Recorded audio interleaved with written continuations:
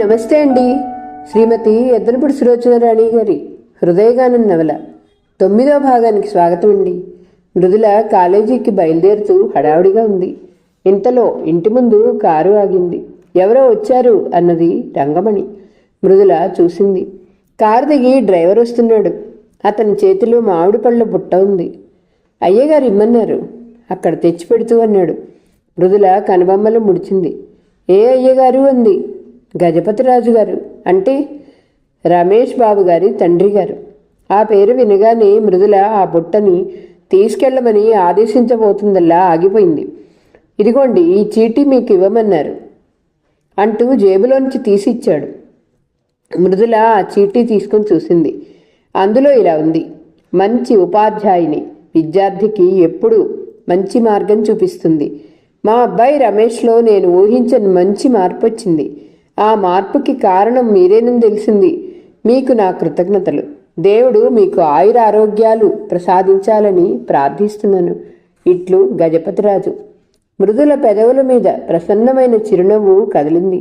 ఆహా, గజపతిరాజు గారే స్వయంగా నిన్ను మెచ్చుకున్నారన్నమాట. ఏం భాగ్యం!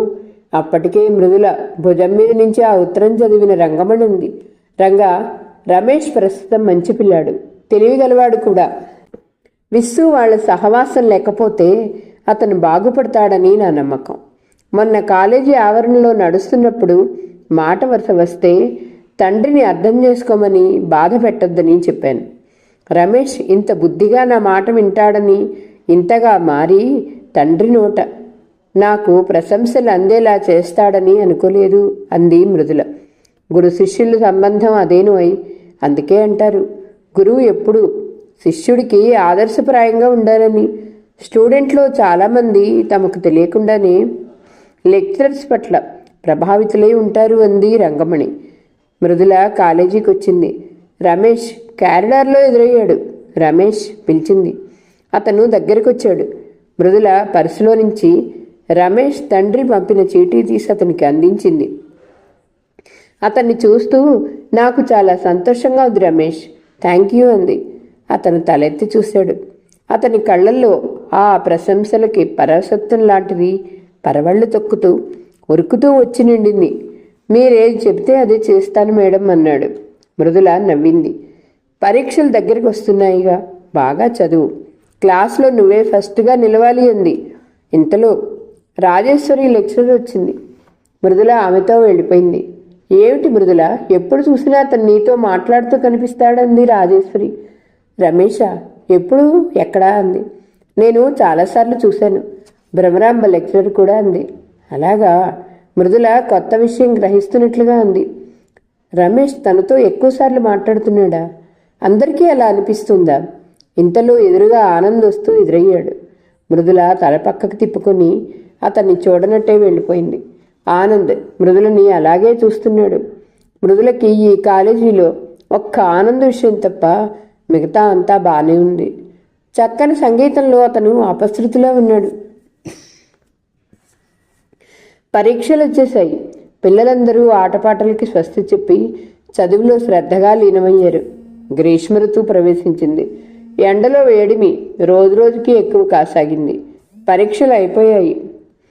కాలేజీకి సెలవులు ప్రకటించారు. మృదుల ఆ రోజే ఊరు బయలుదేరింది. నిన్నటి నుంచి శాంత, జయశ్రీ ఇక్కడే ఉన్నారు. మేడం, నేను ఉత్తరాలు రాస్తాను, మీరు జవాబు ఇస్తారా అని అడుగుతోంది శాంత. ఉత్తరాలు రాయాలంటే నాకు చాలా బద్ధకం. మా అమ్మ నా మీద చేసే ఫిర్యాదు అదే. నువ్వు ఉత్తరాలు రాస్తుండు, నేను జవాబు రాయటానికే ప్రయత్నిస్తాను, పెట్ట సర్దుకుంటూ అంది మృదుల. మృదుల, నేను విశాఖపట్నం వెళ్తాను, నువ్వు కూడా రాకూడదు? సరదాగా గడపవచ్చు అంది రంగమణి. సెలవులు ఉండేదే కొద్ది రోజులు. అమ్మ నన్ను ఎక్కడికి వెళ్ళనీయదు, అయినా అడిగి చూస్తానంది మృదుల. నేను కోట నుంచి మీకేమైనా పంపిస్తాను మేడం అంది జయశ్రీ. తల్లి, నువ్వు మీ అమ్మా నాన్నల దగ్గరికి వెళ్తే మేము గుర్తుంటామా అంది రంగమణి. మృదుల బ్యాగ్ తెచ్చి 100 రూపాయల నోట్లు 3 తెచ్చి జయశ్రీ చేతిలో పెట్టింది. ఏమిటది అంది జయశ్రీ. మీ మామగారికి ఇవ్వు. ఈ 2 నెలల సెలవుల్లో ఈ ఇల్లు మా కిందనే ఉంటుంది. నేను తాళం వేసుకుని వెళ్తున్నాను. జయశ్రీ చేతిలో డబ్బు చూస్తూ, మా బామ్మ ఈ డబ్బు తీసుకోదు అంది. తీసుకుంటారు, నేను నిన్న ఆమెకి చెప్పాను అంది మృదుల. మృదుల ఇక్కడికి వచ్చిన కొత్తలో 2 నెలల పాటు ఇంటి అద్దె తీసుకోలేదు. మృదుల ఆవిడని అద్దె తీసుకోకపోతే నేను ఇల్లు ఖాళీ చేసి వెళ్ళిపోతానంటూ బెదిరించింది. మా అమ్మాయికి ట్యూషన్ చెప్తున్నావుగా అమ్మా అని ఆవిడంటే, అది నా ఇష్టం కొద్దీ నేను చేస్తున్న పని, దానికి దీనికి లంక పెట్టవద్దు అంది. మా అమ్మగారికి అద్దె తీసుకోక తప్పలేదు. ఇంటి అద్దె ఇస్తూ మనవరాలికి ఉచితంగా ట్యూషన్ చెప్పే మృదుల అంటే ఆవిడకి అభిమానం ద్విగుణీకృతమైంది. మృదుల ఈ సెలవులకి వెళ్లే ముందు ఇంటి గురించి మా అమ్మగారికి చెప్పేసింది. నీది మరీ చాదస్తం మృదుల, ఆవిడ మన కోసం ఆ మాత్రం 2 నెలలు ఇల్లు అట్టిపెట్టలేదా ఏమిటి అంది రంగమణి. నేను కాలేజీ తెరవగానే ఇక్కడికి రావటం ఖాయం. అప్పుడు మళ్ళీ ఇంటి కోసం వేటకి ఎక్కడికి వెళ్ళను. 2 నెలలు అద్దెపోయినా నాకు ఇలా అయితే నిశ్చింతగా ఉంటుందంది. మృదుల ఆ రోజే ఊరెళ్తుంది. రాత్రి 8 గంటలకి ట్రైన్లో మృదుల పెట్టె సర్దింది. కిటికీ తలుపులు మూస్తున్నదల్లా బయటికి చూస్తూ 1 నిమిషం అలాగే నిలబడిపోయింది. అక్కడ బయట ఆవరణలో గదికి కిటికీ ఎదురుగా తను ఈ ఊరొచ్చిన కొత్తల్లో పెట్టిన మందార కొమ్మ అంటుకుని చివుళ్ళు తొరిగి మొగ్గలు వేసి పూలు పూస్తుంది. అది అప్పుడే గుమ్మటంగా పెరిగి బారడేతో సాగింది. తను ఈ ఊరొచ్చి సంవత్సరం అయింది. ఈ సంవత్సర కాలం 10 నిమిషాల్లో ఇట్టే గడిచిపోయింది. శాంత, జయశ్రీ, రంగనాయకి, రమేష్ అందరూ తన జీవితంలో చొరబడి సందడి చేసేశారు. వీరందరూ ఒక ఎత్తు, హర్షకిరణ్ ఒకడు ఒక ఎత్తు. అతనితో పరిచయం తనకు తెలియకుండానే గమ్మత్తుగా పెరిగిపోయింది. అతను తన జీవితంలో అంతర్వాహినయ్యాడు. నిత్య జీవితంలో అతను ఎక్కువ సమయం తనతో గడిపి కలిసి కనిపించని మాట నిజమే, కానీ అతను తన కోసం చేసే పనులు నిత్యం ఏవో ఒకటి కనిపిస్తూనే ఉంటాయి. మృదులకి ఈ మధ్య కొన్న నెయ్యి సరిపడక దగ్గు రాసాగింది. శాంత ద్వారా ఇది తెలిసిన తను మంచి నెయ్యి పంపాడు. ఊరిలో మంచి సినిమా ఏదన్నా వస్తే శాంతతో పాటు మృదులకు కూడా టిక్కెట్లు కొంటాడు. అతను పని మీద సిటీకి వెళ్తే మృదులకి ఇష్టమైన పుస్తకాలు తెస్తాడు. నాకు ఇష్టమని అతనికి ఎలా తెలుసు అని మృదుల విస్తుపోయేది. ఎప్పుడో ఎక్కడో మాటల ద్వారా శాంతతో అన్న మాటలు శాంత యథాలాపంగా అన్నగారితో అన్న విషయాలు అని అతనికి గుర్తుండిపోతాయని తెలిసింది. అతను టేప్ రికార్డర్ మృదుల దగ్గరే వదిలేశాడు. దాన్ని అతను మొదటిసారి ఇచ్చిన వైనం మృదుల ఎప్పుడూ మర్చిపోలేదు. ఒకసారి శాంతతో వాళ్ళ ఇంటికి వెళ్ళినప్పుడు అక్కడ ఉన్న టేప్ రికార్డర్ ఆన్ చేసింది. అందులో వెంటనే సావిరహి తవదీనా అంటూ మృదుల కంఠం పాడుతూ వినిపించింది. మృదుల తెల్లబోయింది. ఇది ఎప్పుడు టేప్ చేశారు అంది ఆశ్చర్యంగా. ఎక్కడ నా చెవులకి ఇంపైన సంగీతం విన్నా? ఇందులో బంధించటం నాకు అలవాటు. నేను ఎప్పుడైనా ఒంటరిగా ఉన్నప్పుడు మళ్ళీ మళ్ళీ విని ఆనందిస్తాను. ఈ పాట నాకు చాలా ఇష్టం. దాదాపు రాత్రివేళ రోజు పడుకోబోయే ముందు వింటాను. మీ కంఠంలో మనసుల్ని సేద తీర్చే హాయి ఉంది అన్నాడు అతను. ప్రశంసలు పొందటం అనేది మృదులకి కొత్త అయిన విషయం ఏమీ కాదు. అయినా ఈరోజు అతని నోటి వెంట ఇలా అభినందనలు వింటుంటే సంభ్రమంగా అనిపించింది. మృదుల తలుపులు మూసొచ్చింది. మృదుల బయలుదేరే రైలుకి 1 అరగంట ముందు వెళ్లే బస్సులో రంగమణి వెళ్తుంది. ఇద్దరిని మా అమ్మగారు భోజనానికి పిలిచింది. మృదుల, రంగమణి సాయంత్రం అవగానే ఆవిడ దగ్గరికి వెళ్ళారు. 8 గంటలైంది. రంగమణి, మృదుల, శాంత, జయశ్రీ స్టేషన్కి వచ్చారు. రైల్వే స్టేషన్ బస్టాండ్ దగ్గరలోనే ఉన్నాయి. రంగమణిని బస్సు ఎక్కించారు. రంగమణి వెళ్ళిన తర్వాత ముగ్గురు రైల్వే స్టేషన్కి వచ్చారు. ముగ్గురు స్టేషన్లోకి వస్తుంటే అక్కడ హర్షకిరణ్ ఎదురయ్యాడు. ఇంతసేపు రాకపోతే ట్రైన్ టైం మర్చిపోయారేమో అనుకున్నాను అన్నాడు నవ్వుతూ. రంగమణి గారి బస్సు బయలుదేరటం ఆలస్యమైంది అంది శాంత. మృదుల చేతిలో పెట్టి అతను అందుకోపోయాడు. పర్వాలేదు అంది మృదుల ఇవ్వకుండా. మొహమాట పడకండి అంటూనే తీసేసుకున్నాడు. శాంత చేతిలో ఎయిర్ బ్యాగ్ ఉంది. జయశ్రీ అరటిపళ్ళ బుట్ట పట్టుకుంది. ఇక్కడ చక్రకేళీలు తల్లి అన్నగారి కోసం తీసుకెళ్తుంది మృదుల. హర్షకిరణ్ తనే మృదుల సీటు ఎక్కడ రిజర్వ్ అయిందో గబగబా వెతికి చూశాడు. రండి అంటూ కంపార్ట్మెంట్లోకి ఎక్కి పెట్టాడు. శాంత, జయశ్రీ కూడా మృదులతో పాటు లోపలికి వచ్చారు. మృదుల కూర్చుంది. మేడం ఉత్తరాలు రాయండి అంది శాంత. తప్పకుండా. మీరు వెళ్ళిపోతున్నారు. అన్నయ్య పనుల మీద ఎక్కడెక్కడో తిరుగుతూ ఉంటాడు.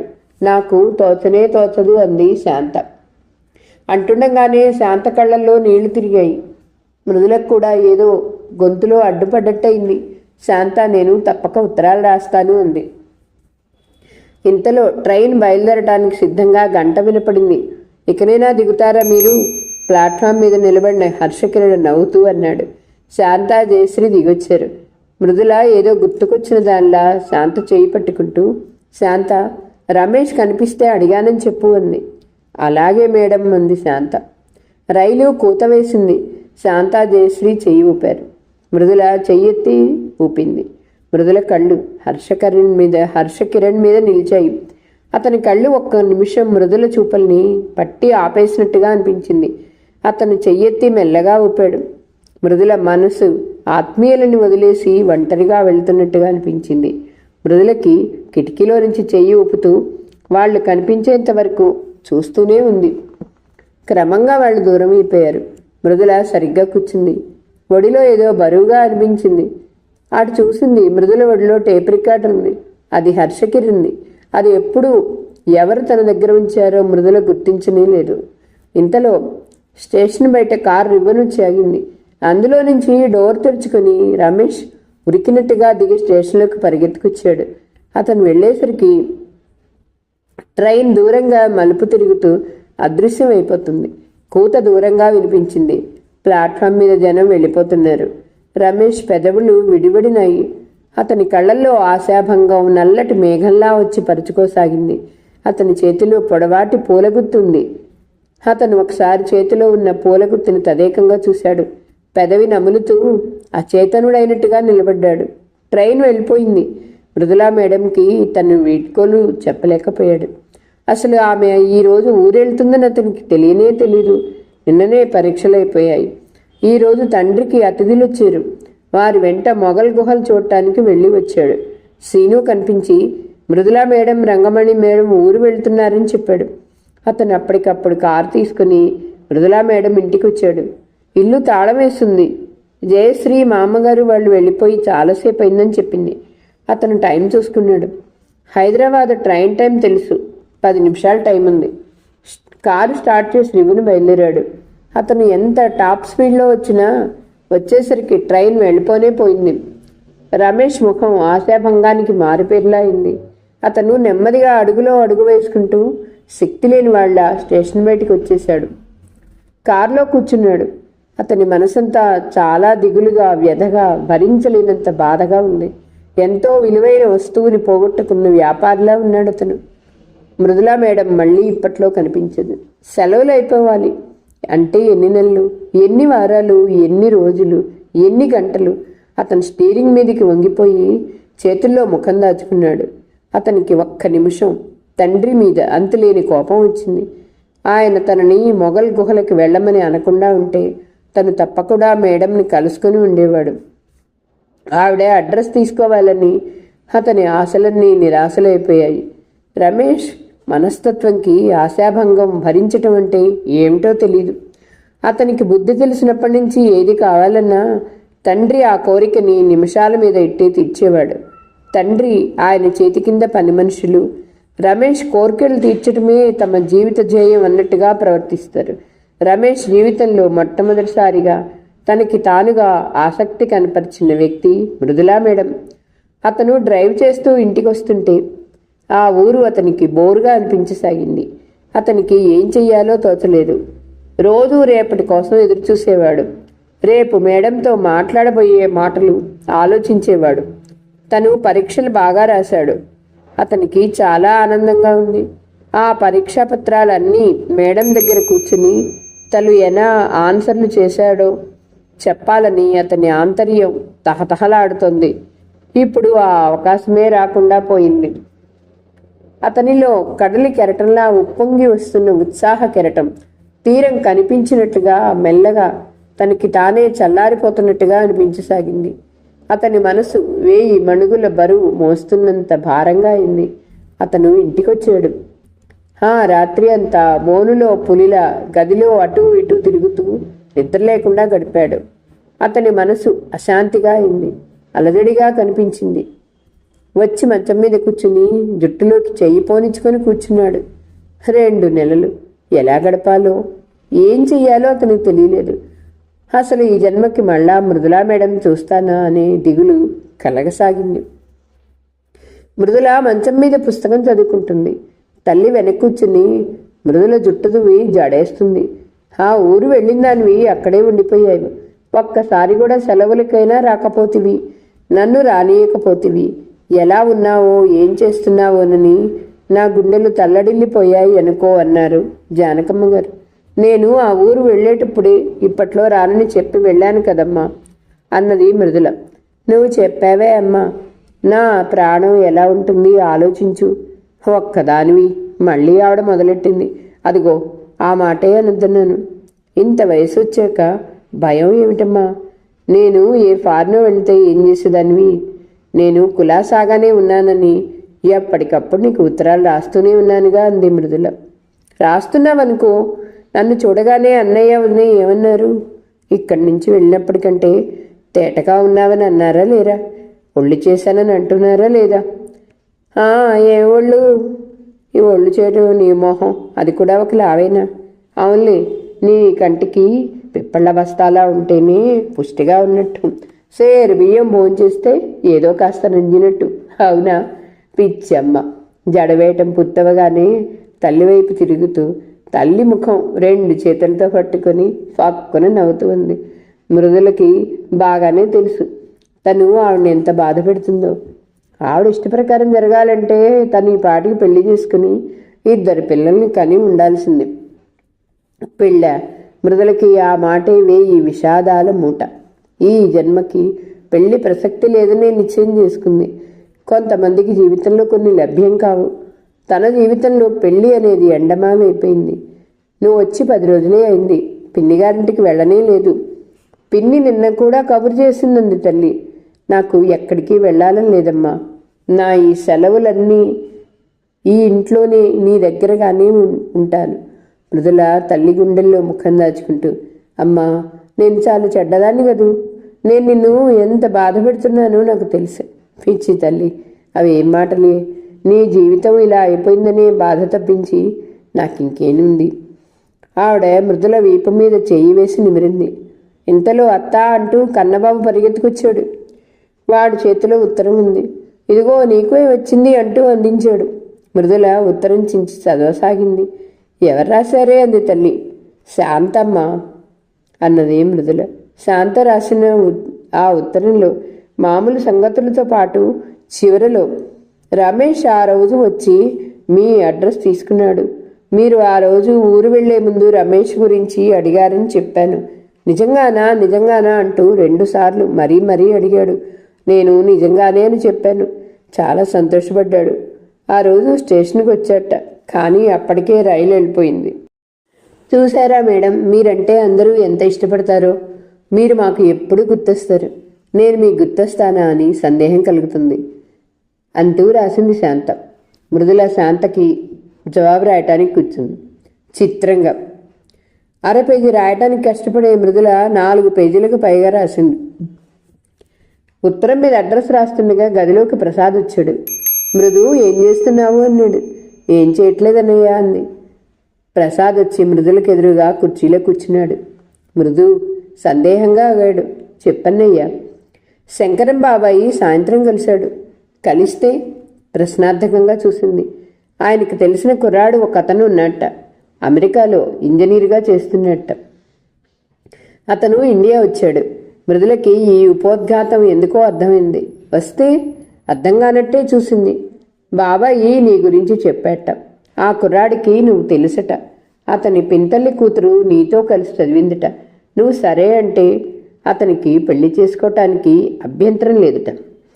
2 వారాల్లో పెళ్లి జరపాలిట. వచ్చే నెల 10వ తేదీ లోపల మళ్ళీ అమెరికా వెళ్ళిపోతాట. మృదుల ముఖంలో అంతవరకు ఉన్న ప్రసన్నత ఎగిరిపోయింది. తలదించుకొని మౌనంగా ఉండిపోయింది. గదిలో నిశ్శబ్దం ఏర్పడింది. చెప్పమ్మా అన్నాడు ప్రసాద్. మృదుల తలెత్తి చూసింది. ఎప్పుడొచ్చిందో తల్లి తలుపు దగ్గర నిలబడింది. వదిన గారు అక్కడే ఏదో సర్దుతున్నట్టుగా తిరుగుతోంది. వాళ్ళిద్దరూ మృదుల చెప్పబోయే జవాబు కోసం ఎదురు చూస్తున్నారని తెలుస్తూనే ఉంది. మృదుల కాస్త ఆగి తగ్గు స్వరంతో, అయినా చాలా ఖచ్చితమైన స్వరంతో అంది, అన్నయ్య, నాకు పెళ్లి చేసుకోవాలనిపించినప్పుడు నీకు తప్పక చెప్తాను. ఇప్పుడు నాకు ఆ విషయం పట్ల ఆసక్తి లేదు. మిమ్మల్ని బాధ పెడితే క్షమించండి అంది. అది కాదే బుజ్జి, జానకమ్మ గారు ఏదో అనబోయింది. మృదుల తెచ్చిపెట్టుకున్న నవ్వుతో తల్లివైపు చూస్తూ, అమ్మా, నువ్వు చెప్పదలుచుకున్నవన్నీ అన్నయ్యకి చెప్పు. అన్నయ్య నా వైపు జవాబు చెప్తాడు. ఒరే కన్నా, ఎక్కడా నీ గాలిపటం? మనం డాబా మీదకి వెళ్ళి ఎగరేసుకుందని రా అని పిలిచింది. ఇదిగో అత్త, కన్నబాబు గాలిపటం పుచ్చుకొని ఇచ్చాడు. ఇద్దరూ మేడ మీదకి వెళ్ళిపోయారు. మృదుల వెళ్ళిపోగానే తల్లి ఏడవసాగింది. దాని పెళ్లి చూసే రాత నాకు లేదు. నేను ఈ దిగులుతో కుళ్ళి చావాల్సిందే. దేవుడు నా మొహాన ఇలాగే బాధపడమని రాశాడు. ప్రసాద్ తల్లి దగ్గరికి వచ్చి సముదాయించాడు. అమ్మా, నువ్వు మరీ అంత దిగులు పడకు. మృదుల ఇప్పుడిప్పుడే కాస్త మళ్ళీ మనుషుల్లో పడుతుంది. ఇంకా కొద్ది రోజులు పోతే తప్పక పెళ్లికి ఒప్పుకుంటుందని నాకు నమ్మకంగా ఉంది. మనం ఇప్పుడు ఆ విషయంలో బలవంతం చేస్తే ఇంకా మొండి తేలుతుంది. మనం పెళ్లి విషయం ఎత్తామంటే విజయ్ విషయం తనకి గుర్తు చేసినట్టే అనుకో. జానకమ్మ గారు ఏడుస్తున్నదల్లా ఆవేశంగా అక్కడ ఉన్న గోడకి నవ్వుతూ ఉన్న ఒక యువకుడు ఫోటో చూస్తూ, ముందు ఆ ఫోటో తీసుకెళ్లి పగలగొట్టి పాతిపెట్రా, అప్పుడు కానీ అది మారదు అంది. ప్రసాద్ నవ్వాడు. అమ్మ, నీ పిచ్చి, ఆ ఫోటో పగలగొడితే మృదుల మనసులో నుంచి విజయ్ జ్ఞాపకం పోతుందంటావా? ఇంకా ఎక్కువ అవుతుంది. అమ్మా, మనం మృదుల గురించి ఆలోచించాలి. తనకి ఎట్లా చేస్తే ఆనందంగా ఉంటుందో అలా చేస్తే తను ఆ బాధ కాస్తైనా మర్చిపోతుంది. మనం మృదుని ఆ బాధ మర్చిపోవటానికి సాయం చేయాలి, కానీ అది రెట్టింపు అవటానికి తోడ్పడకూడదు. తల్లికి నచ్చ చెప్పసాగాడు. జానకమ్మ అతని మీద విరుచుకుపడింది. నువ్వెప్పుడూ ఇంతే, దానికి వత్తాసు వస్తావు. అట్లానే అంత దూరం ఉద్యోగానికి పంపావు. ఏడాది పాటది రాకపోయినా నువ్వు కిమ్మలేదు, నన్ను వెళ్ళనీయలేదు. అవునులే, చెల్లెలు పెళ్లి చేయాలనే బాధ నీకుంటే కదా అంది. పోన్లే అమ్మ, అలాగే అనుకోన్నాడు తను. అతని భార్య కనిపించుకుంది. భర్తని అంతగారు అలా మాట్లాడుతుంటే ఆమెకి బాగా కోపం వచ్చేసింది. బాగుందండి మీరనేది, మధ్యలో ఆయన ఏం చేశారు? పెళ్లి చేసుకోమంటే ఆవిడ గారి కోపం, వద్దంటే మీకు కోపం, మధ్యలో ఆయనకు తంటాలు. అబ్బా, నువ్వు ఊరుకో, ప్రసాద్ కసిరాడు. ఉదయం 8 గంటల వేళ. మృదులు లేచి కాఫీ తాగి సోఫాలో కూర్చొని పేపర్ చూస్తుంది. కన్నబాబు పక్కన చేరి, అత్త, సూపర్ మ్యాన్ సినిమా ఏ థియేటర్లో ఉంది, మనం వెళ్దామంటూ గొడవ చేస్తున్నాడు. ప్రసాద్ గడ్డం చేసుకుంటూ స్నానానికి నీళ్లు తోడమని భార్యని తొందర చేస్తున్నాడు. జానకమ్మ వంటింట్లో ఉంది. ఇంతలో కాలింగ్ బిల్ మోగింది. వెళ్ళి చూడు ఎవరో అంది మృదుల కన్నబాబుని. నేను వెళ్ళను, నువ్వే వెళ్ళు అన్నాడు. అయితే నేను సినిమాకి రాను బెదిరించింది మృదుల. ఒరేయ్ కన్నా, ఇలా రా త్వరగా, ప్రసాద్ భార్య పిలిచింది. వస్తున్నా అమ్మా, కన్నబాబు లోపలికి పరిగెత్తాడు. ఇంతలో మళ్ళీ కాలింగ్ బిల్ మోగింది. మృదుల పేపర్ పక్కన పడేసి తనే లేచి వెళ్ళి తలుపు తీసింది. ఎవరు కావా అని అడగబోతున్న మృదుల ఆగిపోయింది. మృదుల ఉన్న అవతల వ్యక్తి కూడా ఆశ్చర్యపోయాడు. మీరా? మృదుల సంభ్రమాశ్చర్యాలతో చూసింది. ఎదురుగా హర్షకిరణ్ నిలబడున్నాడు. అమ్మయ్య, మీరున్నారు కదా ఇంట్లో అన్నాడు అతను. రండి లోపలికి. ఎప్పుడొచ్చారు అంది. ఇదిగో ఇప్పుడే వస్తున్నాను. చేతిలో బ్రీఫ్ కేస్, ఎయిర్ బ్యాగ్ చూపించాడు. రండి అంది మృదుల దారి తీస్తూ. మృదు ఎవరు? అన్నగారు కేక పెట్టాడు. హర్షకిరణ్ అన్నయ్య. మృదుల ఆ పేరు బాగా సుపరిచితమైనట్టు కేక పెట్టి జవాబిచ్చింది. హర్షకిరణ్ లోపలికి వచ్చాడు. ఇదిగో శాంత మీకు ఈ లగేజీ అన్నది ఏమని పంపింది. చేతిలో ఎయిర్ బ్యాగ్ మృదులకి చూపిస్తూ ఉన్నాడు. నాకా? ఏమున్నాయి అందులో? మృదుల ఆశ్చర్యంగా అందుకుంది. ఏమో నాకు తెలియదు. నేను ఊరు బయలుదేరే ముందు ఇది ఇచ్చి హైదరాబాదులో కాలు పెట్టగానే ముందు సరాసరి మీ దగ్గరికి వెళ్ళి ఇది అందజేసి తర్వాత నా పనులు చూసుకోమని ఆదేశించింది. అతను అంటుండగానే ఇంతలో నూతన వ్యక్తి కంఠస్వరం వినిపించడంతో స్నానానికి వెళ్ళబోతున్న ప్రసాద్ బయటకు వచ్చాడు. ఎవరే వచ్చింది అంటూ జానకమ్మ కూడా చేస్తున్న పని వదిలి చూడటానికి వచ్చింది. అన్నయ్య ఇతను హర్షకిరణ్, శాంత అని చెప్పానే, నా స్టూడెంట్. ఆ అమ్మాయి అన్నగారు అంటూ పరిచయం చేసింది. Glad to meet you. Prasad చప్పుని చేయి చాచి హర్షకిరణ్ చేయి అందుకొని కరచాలనం చేశాడు. కూర్చోండి. మీ గురించి, శాంత గురించి మా మృదు ఎప్పుడూ చెప్తూ ఉంటుంది. మా అమ్మ మృదుల చూపించింది. హర్షకిరణ్ నమస్కారం చేశాడు. కూర్చోండి అన్నాడు ప్రసాద్. నేను వెళ్తాను, పనుంది నాకు అన్నాడు హర్షకిరణ్. తను వచ్చిన పని అయినట్లు. బాలేవారే, వచ్చి వాకిటి గుమ్మల్లో నుంచి వెళ్ళిపోతారా? కూర్చోండి. మృదు, ముందు కాఫీ తీసుకురా, ప్రసాద్ పురమాయించాడు. హర్షకిరణ్ కూర్చున్నాడు. ప్రసాద్ కూడా కూర్చున్నాడు. మృదుల కాఫీ తెచ్చేసరికి ఇద్దరూ తమ ఉద్యోగ విషయాలు మాట్లాడుకుంటున్నారు. మృదుల కాఫీ ఇచ్చింది. తను అన్నగారి పక్కన కూర్చుంది. మృదు, ఆయన యూనియన్ బ్యాంకులో పని ఉండొచ్చారట. నేను ఆఫీసుకు వెళ్ళేది ఓవే కదా. నేను వెళ్ళేటప్పుడు నా స్కూటర్ మీద అక్కడ దించుతానని చెప్పాను. పర్వాలేదండి, నేను వెళ్తాను అన్నాడు అతను మొహమాటంగా. ఒక్క అరగంటలో నేను వచ్చేస్తాను, భోజనం చేసి వెళ్ళిపోదాం అన్నాడు ప్రసాద్. ప్రసాద్ స్నానం చేయటానికి వెళ్ళాడు. శాంత ఇలా ఉంది అని అడిగింది మృదుల. బాగుంది. నాకు ఇక్కడ ఒక్కరోజే పని, లేకపోతే తనని కూడా తెచ్చేవాడిని, తీసుకురావాల్సింది. 4 రోజులు నా దగ్గర ఉండి వెళ్ళేది అంది. నేను రాత్రికి వెళ్ళిపోతానన్నాడు అతను. ప్రసాద్ స్నానం అయింది. హర్షకిరణ్ని స్నానం చేయమని చెప్పాడు. అతడు చాలా మొహమాట పడ్డాడు. శాంత ఇచ్చిన పిండి వంటలు మృదులకు అందజేసి వెళ్ళిపోవాలని వచ్చాడు అతను. కానీ మృదుల అన్నగారు ప్రసాద్ అతన్ని అలా వెళ్ళనీయలేదు. మృదుల భవానీపురంలో ఒంటరిగా ఉంటుంటే శాంత ఎంత అండగా ఉంటుందో మృదుల ద్వారా వాళ్ళు విన్నారు. అతనికి మర్యాదలు చేయకుండా ఉండలేకపోయారు. మృదుల అతని స్నానానికి నీళ్లు సిద్ధం చేసింది. అతను స్నానం చేసి వచ్చాడు. భోజనం బల్ల మీద ప్రసాద్ భార్య అప్పటికే ప్లేట్లో పెట్టి భోజనం సిద్ధం చేసింది. మృదులను కూడా తమతో భోజనానికి రమ్మనమని ప్రసాద్ బలవంతం చేశాడు. నేను తర్వాత తింటాలే అన్నయ్య అంది మృదుల. ప్రసాద్ హర్షకిరణ్ భోంచేస్తుంటే మృదుల దగ్గర కూర్చుని కబుర్లు చెప్తూ ఇద్దరికీ వడ్డించింది.